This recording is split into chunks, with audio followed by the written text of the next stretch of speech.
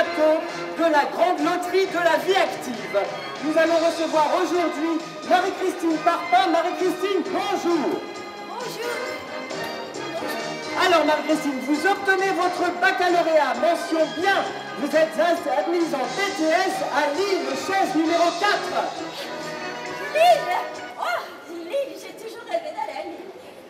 Chaise numéro 4, attention, on l'applaudit bien fort, elle a trouvé la chaise numéro 4. Bravo Marie-Christine. Attention Marie-Christine, ne passez pas à côté d'une telle opportunité. Pour réussir votre BTS, vous devez réaliser un stage en entreprise. Vous êtes accepté sur la société Sorbitol qui vous offre un siège à Cergy. Chaise numéro 2. Chaise numéro 2, attention, attention, chaise numéro 2, Cergy, attention Marie-Christine, soyez vigilante, attention Marie-Christine, bravo, on l'applaudit bien fort, bravo Marie-Christine, en stage à Cergy, chaise numéro 2. Attention, on est reparti, alors cette fois, Mademoiselle Parpin, ne passez pas à côté d'une telle opportunité, première embauche à Toulouse, chaise numéro 1 Marie-Christine. Toulouse. Voilà, j'ai le rose. Oh. Alors attention, chaise numéro 1 Toulouse, ne vous trompez pas Marie-Christine, non, attention Marie-Christine, chaise numéro 1 Toulouse, première embauche, bravo, on l'applaudit bien fort, bravo Marie-Christine. Ah, restructuration, Marie-Christine, la société Cachimex a le regret de vous informer que suite à des difficultés financières, un plan social a été voté à l'unanimité du conseil d'administration. Heureusement, vous pouvez mettre vos compétences au service de l'unité de Dunkerque où un poste vous attend, chaise numéro 4.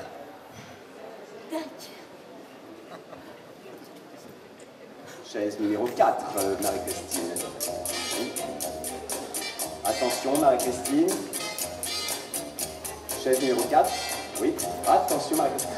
Bravo! Très bien, Marie-Christine. On peut l'applaudir bien fort. Bravo, Marie-Christine. Ah! Excusez-moi. Hélas, la crise, Marie-Christine Parpin. La société Cachimex se trouve dans l'obligation de cesser son activité et vous invite à libérer le logement de fonction qui vous avait été attribué. Je peux pas retourner à Cergy, là? Non. Non, mais même Dunkerque, moi, ça me va bien, Dunkerque. Non, pas Dunkerque non plus. Mais alors, je vais où? Là. Ah, où, là? Il y a rien? Là. Il y a rien, là? Oui, bah oui.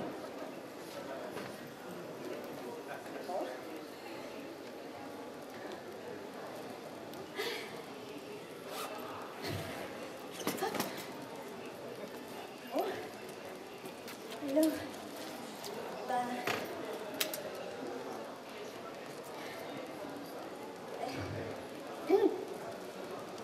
Ah.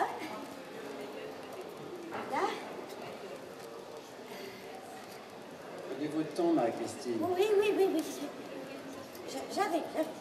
Hop, là. Attends, alors, c'est... Hop.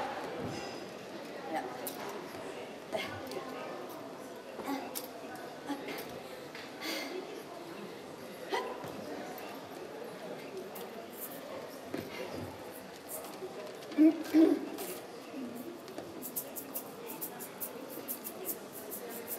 J'habite ici depuis 2 ans. Je connais ma boîte mieux que mes enfants. Je voudrais cette ville pour mon enterrement. J'ai fait ce qu'on m'a dit pour ma vie, des études à la vie active, de Toulouse, Dunkerque et puis Cergy. Mon homme se trouve bien en mon lieu, l'école a 2 pas, y a pas mieux. De sa maîtresse, mon fils est amoureux. Qu'est-ce que vous voyez? Vous êtes heureuse. Ouais, je suis heureuse, mais je reprends l'air, mutée pour une ville inconnue, où je n'aurai aucun repère. Où vais-je loger dans ce patelin? mon homme, mes enfants et mon chien. Vous pourriez pas plutôt virer quelqu'un? Ah non, ça va pas, non, non. Qu'est-ce que tu veux, ma vieille? Dans la vie, on fait ce qu'on peut, pas ce qu'on veut. J'aurais voulu ne plus partir. Ne plus partir, ne plus partir. Ne plus changer de numéro. De numéro, de numéro. Mon adresse, je l'aime, je l'ai dans la peau. Oui, dans la peau, oui, dans la peau. 127 rue des Martyrs. Rue des Martyrs, rue des Martyrs. J'aurais voulu ne plus partir. Rester ici toute ma vie. Toute sa vie, toute sa vie. Planter un arbre, manger ses fruits. Manger ses fruits, manger ses fruits. J'aurais voulu ne plus partir. J'aurais voulu ne plus partir. J'aurais voulu ne plus partir. Ne plus partir. Oh, s'il vous plaît. S'il vous plaît. J'aurais voulu ne plus partir. S'il vous plaît. Marie-Christine, il ne faudrait pas rester là maintenant, parce qu'ils vont ouvrir le débat, vous gênez. Dégagez. Merci. Merci à toute l'étincelle Lunac. Une illustration sur effectivement la mobilité. Là, on demande beaucoup, notamment aux personnes qui perdent un emploi ou à des jeunes qui sont en recherche d'un premier job, d'avoir cette mobilité. Alors, juste avant d'aborder justement cette thématique, j'aimerais vous présenter nos différents invités avec M. Franck de Louise, qui est de la Chambre de commerce et d'industrie, M. Plat, de l'Institut de formation ITEDEC, Mme Cécile Lenel, directrice adjointe de la mission locale intercommunale de Mantes-la-Jolie, M. David Robic, l'entreprise des carrières boulonnais, et Mme Françoise Grignon de Recycle Matelas. Nous avons demandé également, bien évidemment, à M. le maire Éric Rouleau de participer à cette table ronde pour pouvoir échanger ensemble sur les formations et les métiers de demain. Une des grandes questions que se posent les jeunes actuellement, notamment lorsqu'ils doivent décider une orientation, c'est quelle formation, est-ce que les formations que l'on nous propose aujourd'hui sont-elles adaptées par rapport aux métiers de demain? Alors on a aussi les entreprises qui nous apportent des éléments en disant que l'université, les centres de formation devraient s'adapter aux besoins actuels. En tout état de cause, nous allons poser justement la question à nos invités. Alors, une première question à Madame Cécile Lanel. Quel est le public que vous recevez actuellement? Alors, il est toujours difficile de parler de profil, mais dites-nous un peu quel est si on peut utiliser ce terme profil, des jeunes qui viennent à la mission locale pour être soutenus par vos services. Bonjour, donc effectivement la mission locale accueille des jeunes de 16 à 25 ans qui sont déscolarisés. Si je me concentre sur le public issu de l'IMER, il faut savoir que ça représente à peu près 12% des jeunes que nous accompagnons, ce qui est plutôt en augmentation, puisqu'on suit à peu près 400 jeunes, on en est à plus de 500 en 2013. Alors les profils qui reviennent le plus souvent, ce sont donc hommes ou femmes, jeunes femmes ou jeunes hommes, c'est assez partagé et assez équilibré. Ce sont des jeunes qui ont en l'occurrence majoritairement entre 18 et 21 ans, qui sont titulaires d'un bac, ce qui n'est peut-être pas forcément un reflet de l'ensemble des jeunes que nous accompagnons, puisque sur les 4300, certes, tous ont, enfin 76% ont un diplôme, sur l'IMER, on a 40% qui ont un bac et 30% qui ont un BEP CAP, ce qui veut dire que voilà, on a des jeunes qui ont quand même une base de qualification. Et ce sont des jeunes qui s'orientent aussi bien vers l'emploi que vers la formation. Dans les deux c'est équivalent. On a 82 jeunes qui sont entrés en formation et 82 qui sont entrés en emploi sur le public linéaire. Alors justement, par rapport aux formations, quel type de formations sont-ils les plus visées ou demandées par les jeunes? Alors d'une façon globale, sur les jeunes hommes, on a, et particulièrement demande sur l'IMED, la demande sur la sécurité. On a de la demande également sur le transport et la logistique. C'est un métier qui est souvent demandé par les jeunes garçons. Chez les jeunes femmes, on a beaucoup de demandes sur les métiers d'aide à la personne, donc ce qui est auxiliaire de vie, aide-soignante, voilà, c'est ce qui est le plus demandé chez les jeunes, mais c'est pas pour autant qu'ils restent centrés dessus. On arrive aussi à leur faire découvrir d'autres choses, et du reste, on est du coup très demandeurs par rapport aux entreprises qui sont présentes et qui peuvent du coup ouvrir leur métier, leurs entreprises à ces jeunes pour leur faire découvrir autre chose, des métiers pour lesquels il y a de l'emploi. Je me tourne vers M. le maire qui, comme vous le savez, a des permanences hebdomadaires et reçoit des liméens et des liméennes. Et souvent, l'une des premières demandes, c'est le besoin d'emploi. Alors, M. le maire, est-ce que vous pouvez nous apporter des éléments sur quelles sont les demandes, alors pas uniquement des jeunes, mais également des moins jeunes, en matière d'emploi, de formation, lors de vos permanences? Effectivement, dans les permanences, je reçois beaucoup de jeunes à la recherche d'emploi. En fait, il y a deux questions récurrentes qui reviennent systématiquement à l'occasion des permanences. C'est la problématique de l'emploi et la problématique du logement. Voilà, c'est ces deux questions qui sont les plus exposées par les jeunes notamment. Moi, ce que je voulais dire, c'est que on fait de la question de l'emploi, même si ça ne relève pas de la responsabilité des communes, on a décidé de faire de la question de l'emploi la priorité du prochain mandat. Parce qu'on est dans une situation à Limay et dans le bassin de vie où les jeunes sont particulièrement frappés par le chômage.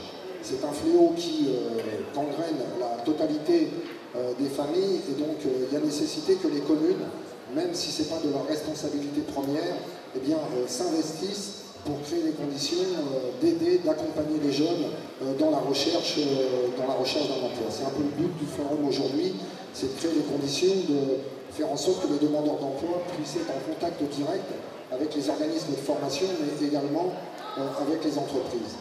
Je voulais peut-être, si vous le permettez, dire deux, trois mots sur la situation un peu nationale, mais également locale. C'est qu'aujourd'hui, le chômage continue de progresser au niveau national, même s'il y a quelques frémissements dans la relance économique, dans la croissance. Il y a eu 500 000 emplois industriels qui ont été détruits au cours des 10 dernières années.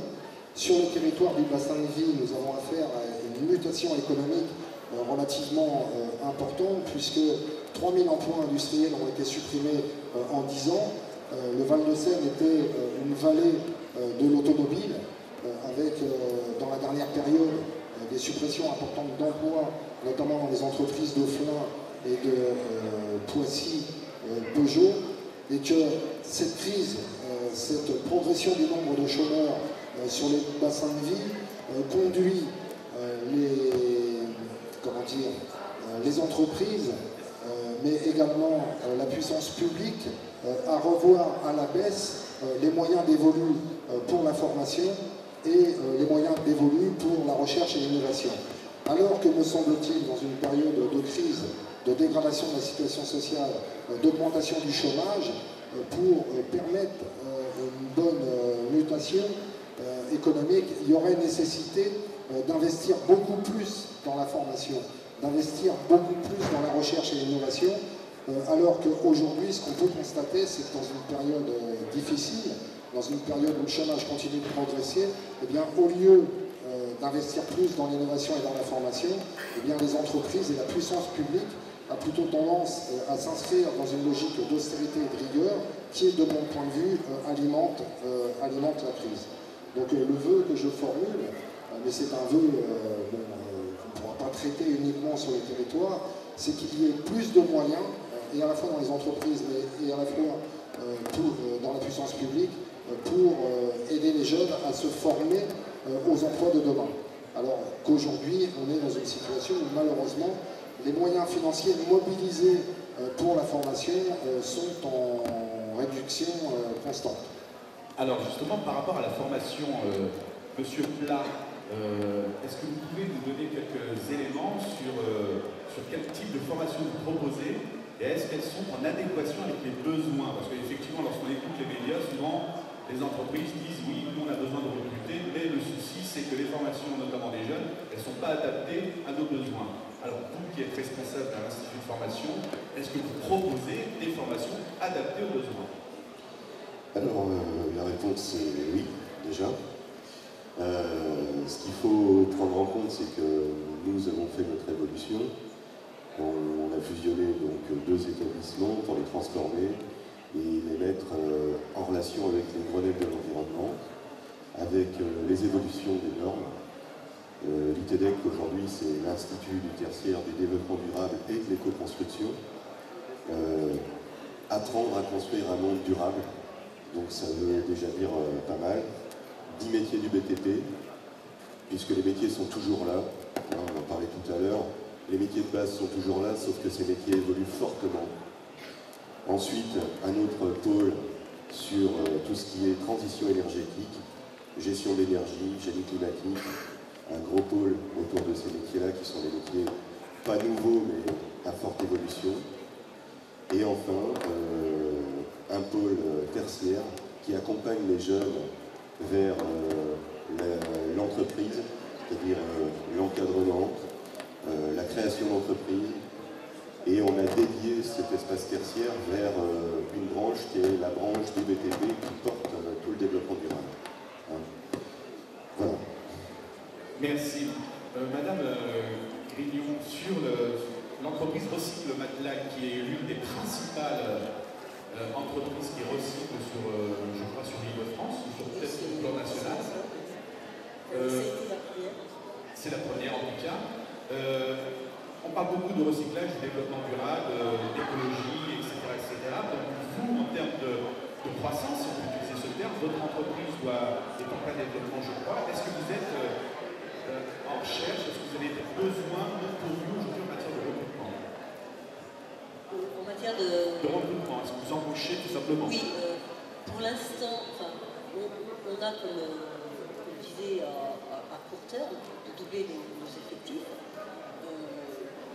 Dans la mesure où, et dans le cadre de l'écotaxe, et par le biais de l'éco-mobilier, nous avons une montée en charge de production, donc nous avons aussi besoin de recruter.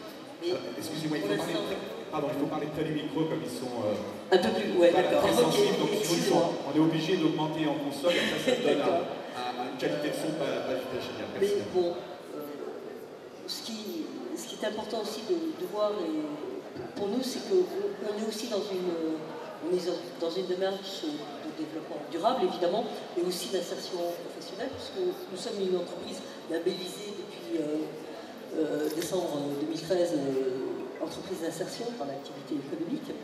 Et donc, nous avons aussi cette tâche d'amener des gens sans beaucoup de qualification dans des situations difficiles, etc., de travailler avec la mission locale, etc., vers aussi une formation. C'est-à-dire que c'est un de nos objectifs, c'est-à-dire que des personnes sans qualification travaillent chez nous et dans le cadre de leur contrat chez nous, nous employons à les former, à les amener à une formation durable et à les former aussi sur différents. Donc ce qui peut être intéressant pour certains visiteurs qui ne sont peut-être pas assis près de nous, c'est Recycle Matelas est présent au forum, bien évidemment, donc en recherche aussi de personnes qui n'ont pas forcément une qualification. Et ce qui peut être intéressant, c'est au-delà de l'offre d'emploi, c'est comme disait madame, c'est de permettre à ces personnes de suivre une formation. Car on est, comme vous le disiez à l'instant, en matière de développement durable, et toutes ces questions environnementales sont importantes. Pour les carrières du boulonnais, c'est un peu la même question. Est-ce que déjà vous recrutez actuellement? Est-ce que vous avez des besoins pourvus? Pour le moment, nous ne recrutons pas, car nous sommes implantés sur les mets depuis juillet 2011, et donc nous sommes en phase de développement. Donc pour le moment, on n'a pas de recrutement, mais à l'avenir, si l'activité viendra à évoluer, on sera certainement obligé de recruter. Quelle est votre principale activité? Notre principale activité, c'est la commercialisation de granulose sur la région de Limay et sur la région d'Île-de-France. Donc nous sommes une plateforme trimodale. Donc notre site de production est à Ferc, à côté de Boulogne-sur-Mer. Nous alimentons notre plateforme de Limay par train et nous redispatchons sur les chantiers de la région parisienne et du Val-de-Seine par camion ou par péniche. Alors, en matière de mobilité, justement, donc une entreprise qui n'est pas tout près, mais qui n'est pas loin non plus, Madame Hélène, est-ce que les jeunes que vous savez, vous sont prêts à bouger?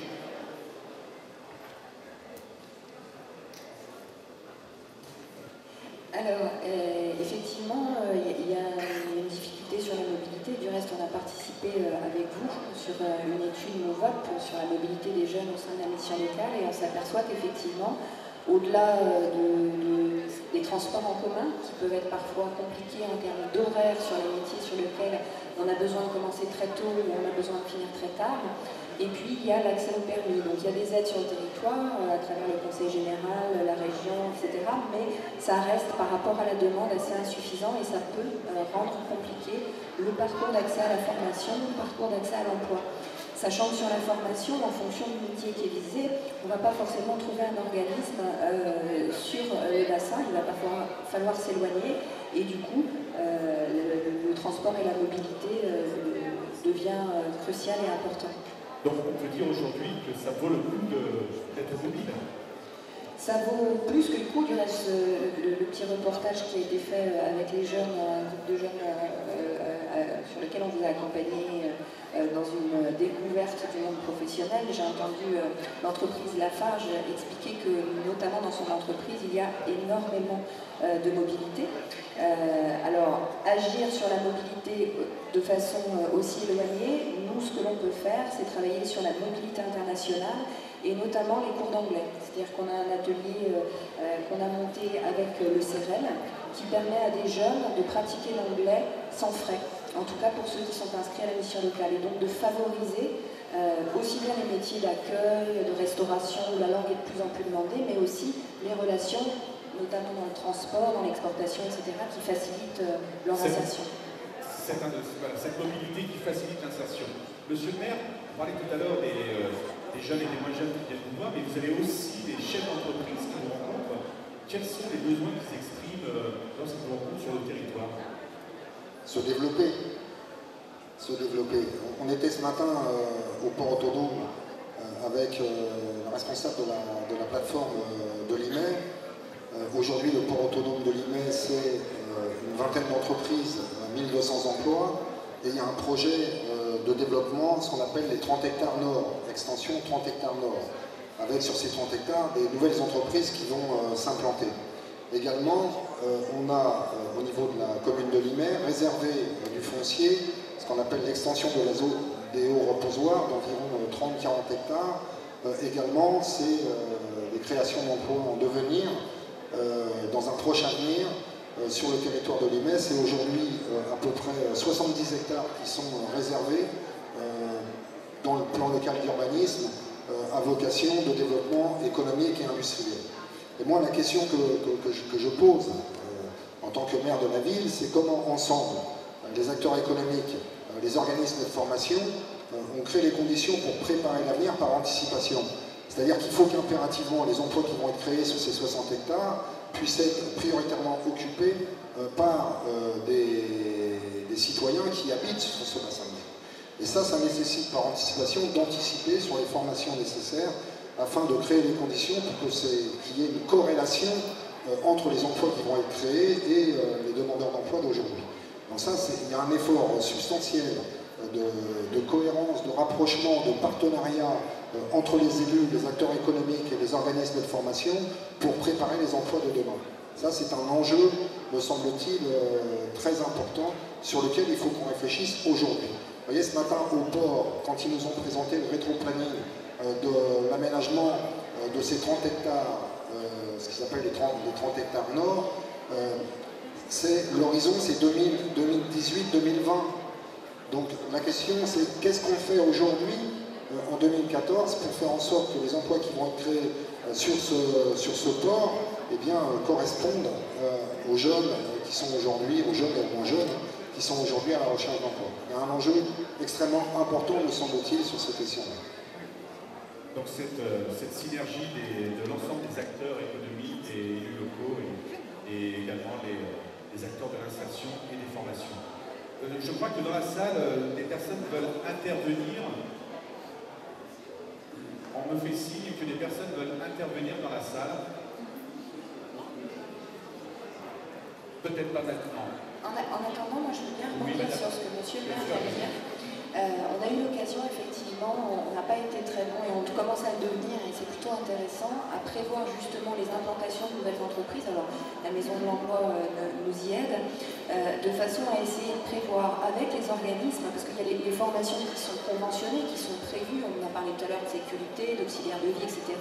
Mais on voit bien que sur d'autres métiers émergents, on n'a pas forcément une réponse. Donc il ne faut pas se dire que c'est du coup fichu, pas du tout, ou qu'il va falloir développer plus que la mobilité et aller jusqu'à l'hébergement pour que les jeunes puissent être formés dans la durée, mais on peut aussi avec, et ça a été fait avec la FORP, ça se travaille avec l'ensemble des partenaires, des CFA, mais aussi de monter des actions avec la région, avec le Conseil général, avec Pôle emploi, en fonction des besoins de l'entreprise et du coup de préparer ces jeunes pour les emmener aux qualifications dont vous avez besoin.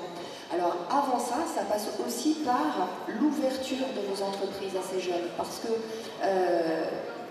forcément, ils ont une vision en fonction des offres d'emploi qu'ils voient le plus fréquemment, ils ne se projettent pas forcément dans les futurs métiers, et pour se projeter dans les futurs métiers, il faut qu'ils les découvrent. Et pour les découvrir, on a besoin de vous. On a besoin effectivement que vous ouvriez vos portes, que vous permettiez d'expliquer à ces jeunes ce qui se passe, comment on fonctionne, comment on travaille. Et du coup de se regrouper pour monter ensemble les formations. Et il y a vraiment de quoi faire. Sur le fluvial, on a eu un bel exemple, puisqu'il y a 2 jeunes qui ont été au CFAMI, le CFA pour le transport fluvial, qui fait partie des métiers émergents et sur lequel on peut développer quelque chose avec la CCI et avec beaucoup d'intervenants. Alors je rappelle qu'il y a un exposant sur l'Institut de formation sur les métiers du transport fluvial. Les jeunes sont-ils motivés ou sont-ils découragés? Car effectivement, ils entendent le mot crise depuis plusieurs années, ils entendent le mot pas d'emploi. Certains d'entre eux se disent à quoi bon des études. À votre avis, et là j'aimerais entendre les représentants d'entreprise vis-à-vis des jeunes que vous recevez dans votre entreprise, est-ce qu'ils se sentent découragés ou à l'inverse très motivés? Je vais intervenir alors. Je dirais que les jeunes, on a par exemple là, 3 jeunes en insertion, qui ont autour de 25 ans, et qui sont extrêmement motivés. Ce sont des jeunes qui ont eu des parcours très difficiles, qui n'ont pas de qualification au départ, qui ont eu même des parcours très difficiles.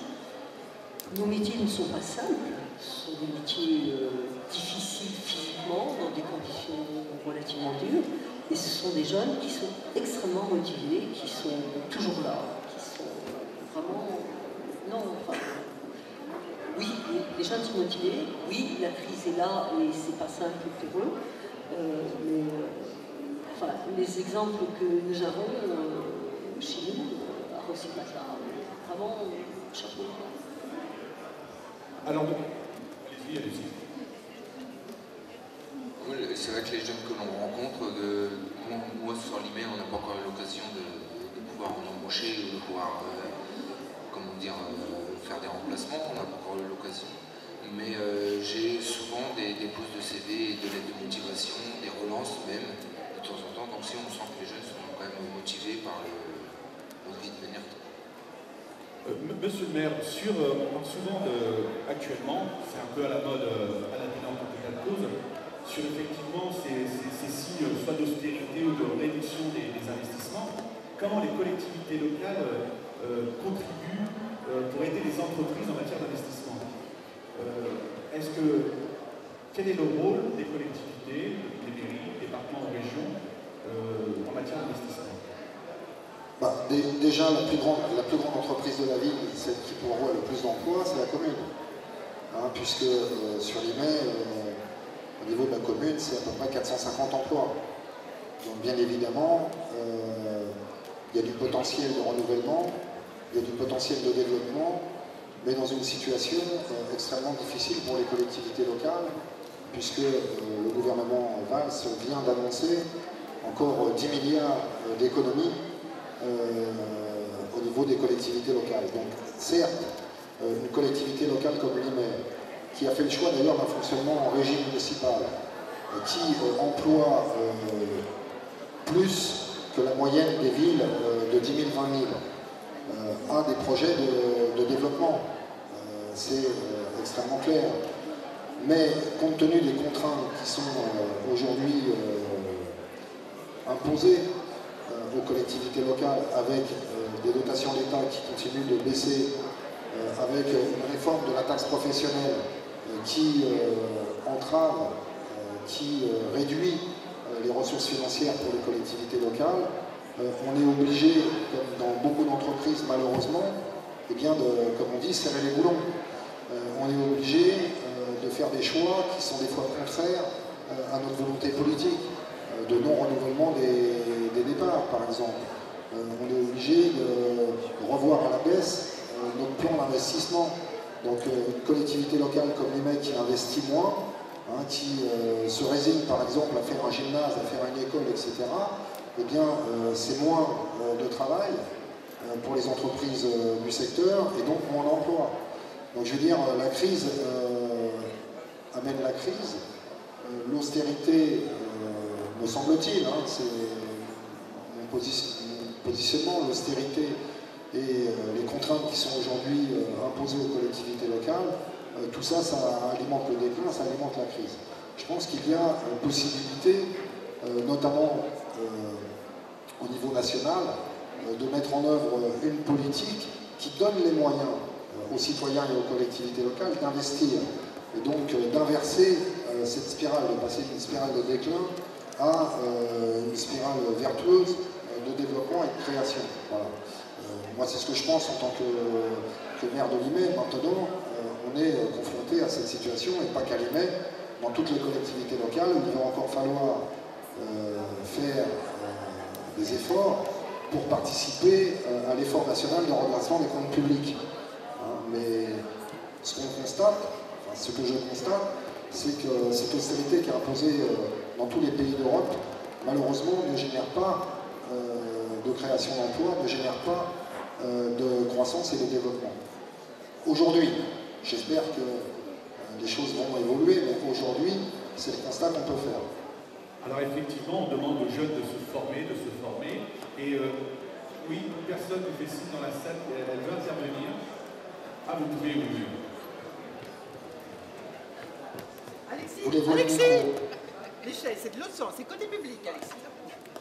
Pas facile d'avoir du personnel, hein. Voilà, merci. Je vous prie le micro, monsieur le maire, si vous permettez. Voilà. Ah, bah voilà, très bien, comme ça on va pouvoir s'installer. Entrez, mademoiselle, c'est par ici. Venez. Voilà, asseyez-vous, je vous en prie. Voilà. Dégourdi d'Alexis, il a mis les chaises, on ne peut pas se regarder. Attendez, on va tourner un petit peu. Voilà. Il est gentil, il a un bon fond, hein. Il fait ce qu'il peut, le pauvre. Bien, alors, voilà. Donc, voilà, vous savez que c'est une bonne place que je vous propose, mademoiselle, hein. Notre bonne Gisèle est restée chez nous pendant plus de 40 ans, c'est vous dire. Alors, avant tout, mademoiselle, est-ce que vous parlez anglais? Parce qu'il m'arrive moi-même de parler fréquemment anglais, et alors je tiens absolument à être bien comprise de mon personnel. You understand what I mean, my sweetheart? Oui, madame, je parle couramment anglais. Je parle aussi espagnol, allemand, russe et arabe. Et en ce moment, j'apprends le chinois. La Chine, oui, la Chine. Oh, la Chine, c'est l'avenir. Oh, enfin, je crois. Oui, bien entendu. Ah, mais c'est merveilleux. Et alors, concernant les connaissances d'histoire de l'art, qu'est-ce que vous avez comme connaissance en histoire de l'art? Parce que c'est important, la culture générale de nos jours. Eh bien, j'ai un master en sciences humaines et sociales, mention histoire de l'art et archéologie, Et j'avoue avoir un faible pour la période post-médiévale.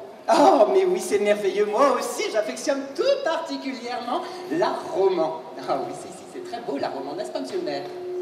Bien là. Mais alors, ensuite, alors, vous allez peut-être dire que j'abuse, mais en physique quantique, quelles sont vos connaissances? Si je vous parle, par exemple, je ne sais pas, moi, par exemple, de l'harmonisation classique de l'électron, ou bien alors de l'énergie de ionisation de l'hydrogène. Vous me suivez? Ah oui, à condition que vous admettiez la théorie de Georges Planck concernant la phylogénie et les rapports avec les espèces. Ah oui, bien sûr, évidemment. Oui, d'accord, mais il est important quand même de connaître la cause secrète des choses. Oh oui, ah Virgile, chapitre 3, Oui. page 96. Mais absolument, c'est merveilleux, vous l'avez lu! Oh, mais c'est extraordinaire! Bon, et alors, en anatomie comparée, vous avez des connaissances en anatomie comparée? Ah ben là, j'avoue ma faiblesse. Je ne suis allée que jusqu'à la licence. Ah oui. J'ai trouvé les propos de Georges Cuvier, 1732-1840, vraiment obsolètes. Ah oui. Ah, oui. Concernant... Vous avez lu Georges Cuvier? Oh oui, la phylogénie, Non, c'était vraiment... Georges Cuvier n'était pas intéressant. Ben bien sûr, évidemment, ce pauvre Georges n'avait pas les moyens de notre époque. Qu'aurait-il découvert s'il avait eu un microscope électronique? Hein? Voilà.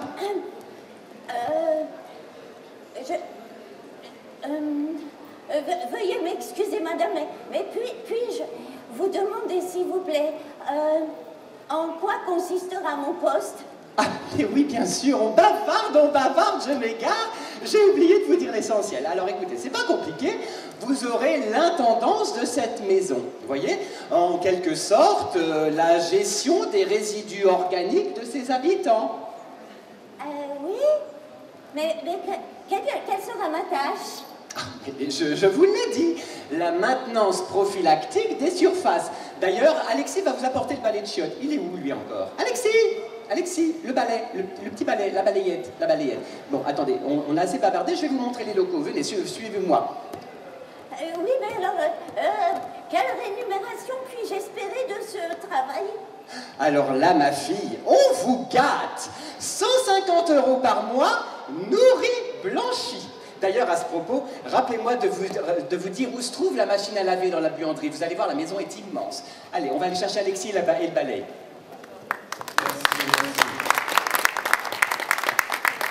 Cette illustration traite effectivement de la surqualification où pour tel ou tel emploi de niveau 4 par exemple, on va demander un bac plus 2 ou un bac plus 3.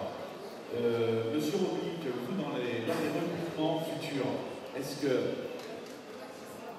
les profils sont bien adaptés aux qualifications ou est-ce qu'on a cette fâcheuse tendance à demander toujours plus en matière de qualification, bien évidemment?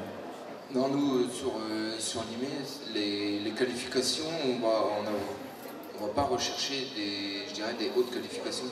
Ce qu'on recherche surtout, c'est... Bon, la base, ça sera d'être conducteur d'engin. Donc il existe le CAP conducteur d'engin. Mais après, ce qu'on demande, c'est beaucoup de sens aux personnes, de l'autonomie, de la polyvalence, de la réactivité, de la disponibilité. C'est vraiment ça. Après, c'est plus une personne. Après, c'est plus une personne. Après, la formation, on va la faire en interne. Mais la base, ce qu'on a besoin, nous, c'est un conducteur d'engin. Mais comme il est seul sur le site, il a besoin de toutes les qualités que j'ai dit avant. Donc ça, après, on le développe en termes de formation en interne. Après, il faudrait qu'il sache faire des suivis sur des tableaux Excel, des choses comme ça, délivrer des bons de livraison. Et aussi un petit côté commercial pour l'accueil des clients. Alors justement, lorsqu'un candidat est surdiplômé pour le profil, pour le poste que vous proposez, quelle est votre attitude vis-à-vis d'un jeune qui va arriver par exemple avec un bac plus 4, qui lui aussi cherche un emploi? Je ne vais pas le discriminer parce qu'il a un bac plus 4, mais voilà, quand je vais lui proposer le poste, je pense que par lui-même, c'est pas vraiment ce qu'il va avoir recherché. Maintenant, s'il a vraiment envie de faire cet emploi, pourquoi pas. Alors, qu'est-ce qu'on leur conseille justement, Madame Lenel, à ces jeunes qui viennent vous voir, comme vous le disiez tout à l'heure, et qui ont une qualification master ou bac plus 3 licence professionnelle, vis-à-vis de ces offres d'emploi qui ne sont pas à leur niveau de qualification? Il y a deux possibilités, effectivement. Soit le jeune, on va travailler avec lui la mobilité, parce qu'il faut carrément aller sur un autre territoire pour accéder à un poste, parce que c'est quelque chose de récurrent. On a un bassin de jeunes qui n'a pas forcément une qualification ou une formation qui est en adéquation avec ce que les entreprises recherchent. Donc tout le travail est là aussi. L'autre possibilité, qui se passe de plus en plus, c'est qu'on peut très bien avoir un bac plus 3, bac plus 5, parce qu'on a quand même aujourd'hui 76% des jeunes qui ont un diplôme, alors pas bac plus 5 forcément, mais du CAP au BEP, et qui du coup, une licence d'histoire va être complètement perdue. Donc l'idée, c'est effectivement de les remettre sur un chemin et une voie qui va leur permettre d'utiliser quand même certaines des compétences qui peuvent être transférables. Parce qu'une licence d'histoire, il y a quand même une culture, il y a un relationnel, il y a de la recherche, l'esprit de... Voilà, et d'essayer de faire en sorte de le réappliquer sur un autre métier, de les réorienter. Merci, Monsieur Plat. Oui, alors je vais essayer d'apporter une réponse qu'on met en place à partir de la rentrée. On va mettre en place ce qu'on appelle des ateliers permanents. Ces ateliers permanents, c'est un jeune, un projet, quel que soit le profil du jeune, on va le positionner. On a par exemple sur cette structure à peu près 10 à 15% des jeunes qui arrivent avec déjà des diplômes. Il y en a autant qui n'ont aucun diplôme. Ça va de la personne qui ne maîtrise pas les 4 opérations à la personne qui a fait par exemple une licence de gestion. Ce qui compte, c'est le projet du jeune par rapport à son territoire. Il a un emploi, il vise un emploi. On va l'accompagner du mieux qu'on peut pour devenir par exemple maçon, bien qu'il ait fait peut-être une licence d'histoire géo, parce qu'il ne trouve pas de travail dans ce domaine-là. Et s'il a la chance de ne pas être trop vieux au moment où il vient nous voir, on va pouvoir l'accompagner. Même après, puisque à l'ITEDEC, on forme aujourd'hui des personnes qui ont largement passé l'âge, si on peut dire, mais qui reviennent vers des métiers concrets, qui sont des métiers d'avenir. Et quand je disais tout à l'heure des nouveaux métiers, c'est vrai, il y en a quelques-uns. Il y a surtout des anciens métiers qui s'adaptent. Et on accompagne chaque personne individuellement vers l'objectif qu'il s'est fixé. Ça, c'est un paramètre très important. Quelqu'un qui veut aller vers un métier, vers quelque chose qui l'inspire, quel que soit son cursus, la motivation va faire beaucoup pour qu'il puisse atteindre l'objectif en question. Après, il s'agit pour nous de l'accompagner et de lui donner les moyens de le faire. Donc on met en place une plateforme cette année qui battra son plein à partir de 2015. Voilà.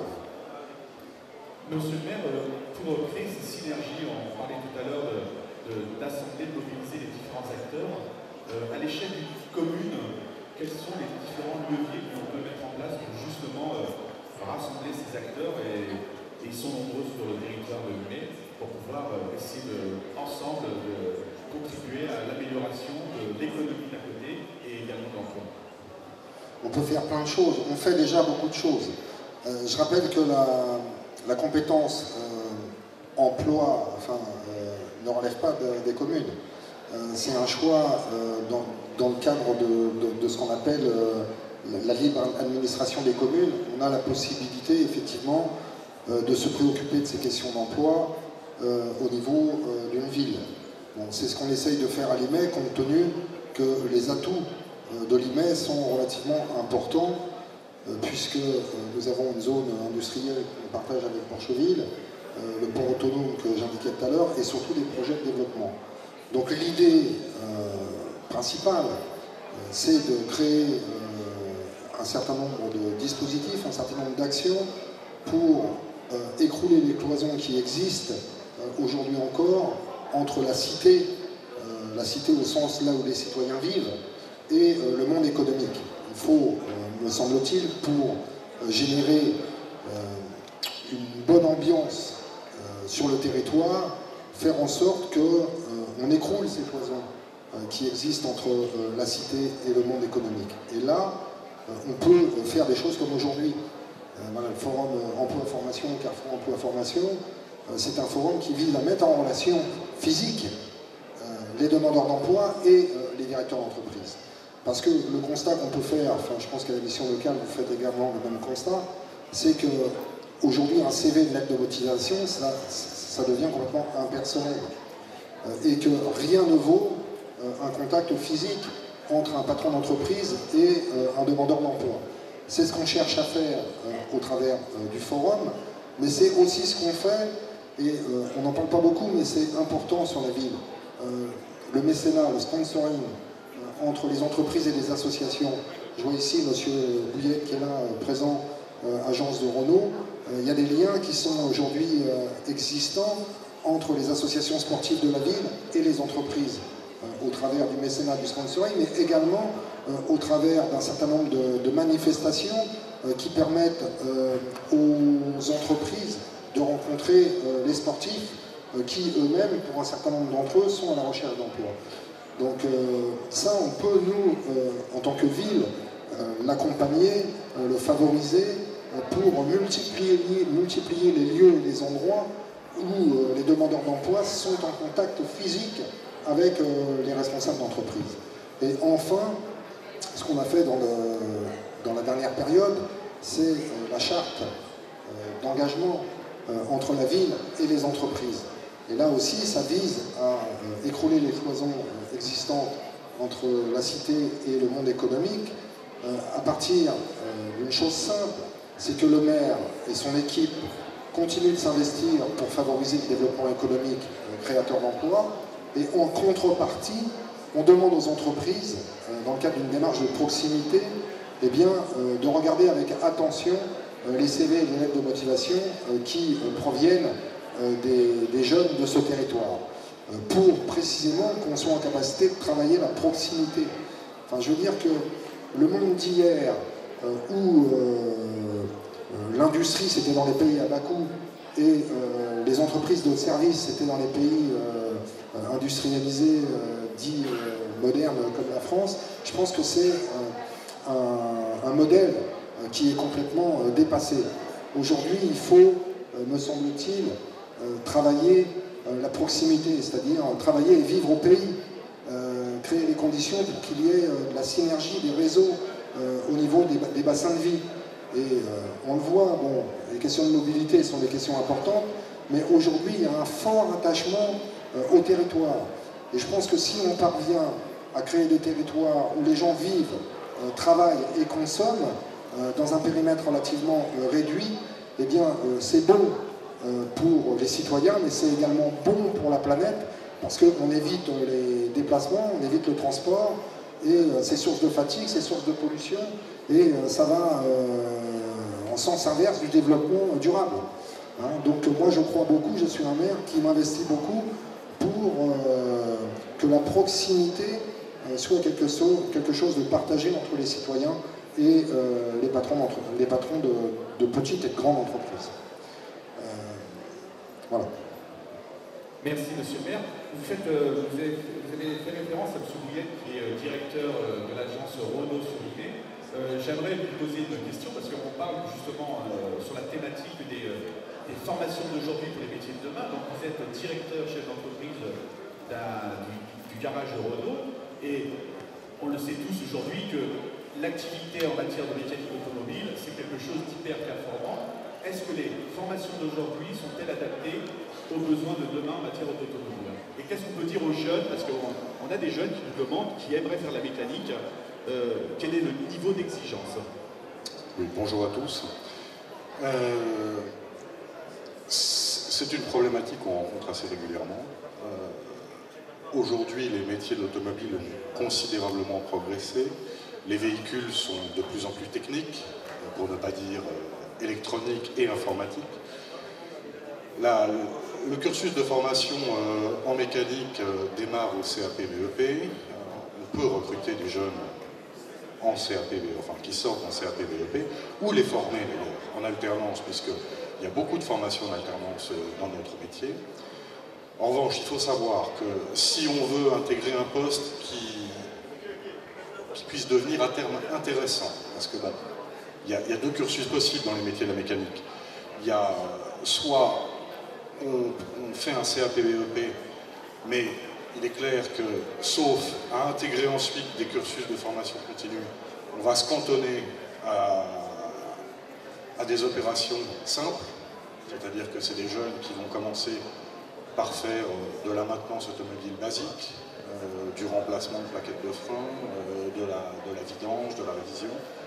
Et s'ils ne progressent pas en termes de formation, ils vont se cantonner à ça. Il est bien évident que faire 40 ans de la maintenance automobile, c'est pas passionnant. Et il faut absolument pousser les jeunes. C'est ce que je fais moi à travers les jeunes que j'ai rencontrés à l'alternance et ceux que je serai amené à recruter, c'est leur demander de s'élever en termes de formation.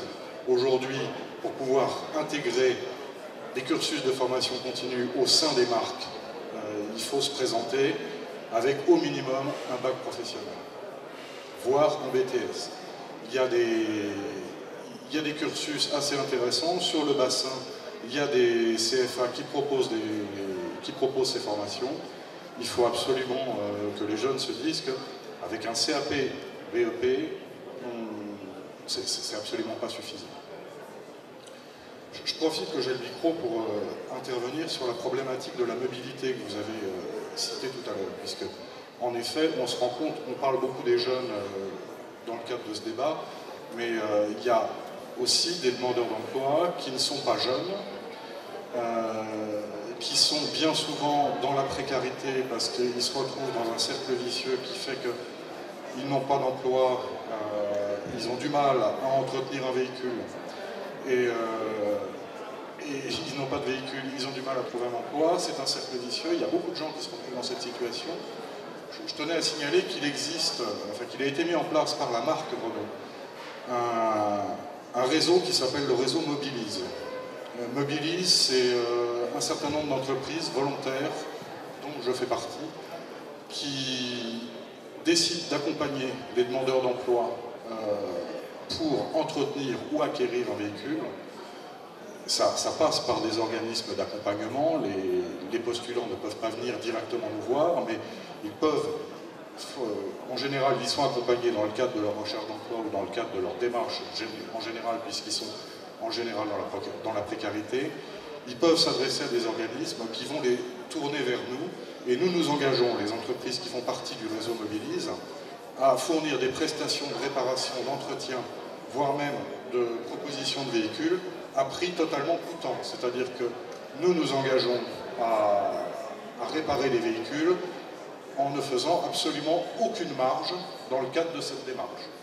Donc sachez-le, ça veut dire que ça peut permettre à des gens qui sont dans la précarité, qui sont demandeurs d'emploi et qui ont absolument besoin d'un véhicule, même si c'est pour travailler au sein de la ville. Il y a des demandeurs d'emploi qui ont absolument besoin d'un véhicule parce que soit ils sont un petit peu excentrés, soit bon. Qu'ils reviennent vers moi, je peux leur donner le nom de ces organismes et il y a toute une démarche qui peut se présenter par rapport à ça. Voilà. Merci M. Bouillet, on en sera le relais. Oui, dans la salle, une intervention. J'ai une posture. Oui, monsieur, docteur, pardon. Merci, on se donne assez de mal quand même pour avoir le titre. Bon, alors mademoiselle, bonjour, vous venez pour... Bonjour docteur, je viens pour le poste d'infirmière. Très bien. J'ai lu dans le journal. Ah oui, d'accord, vous avez des qualifications? Oh oui docteur, j'ai un EADE et un IBOD. C'est quoi un IADE et un IBOD?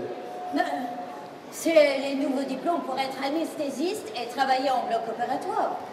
Ah. Oui, j'ai déjà travaillé avec un fibroscope souple et j'ai une spécialisation en vidéo-endoscopie. Ah.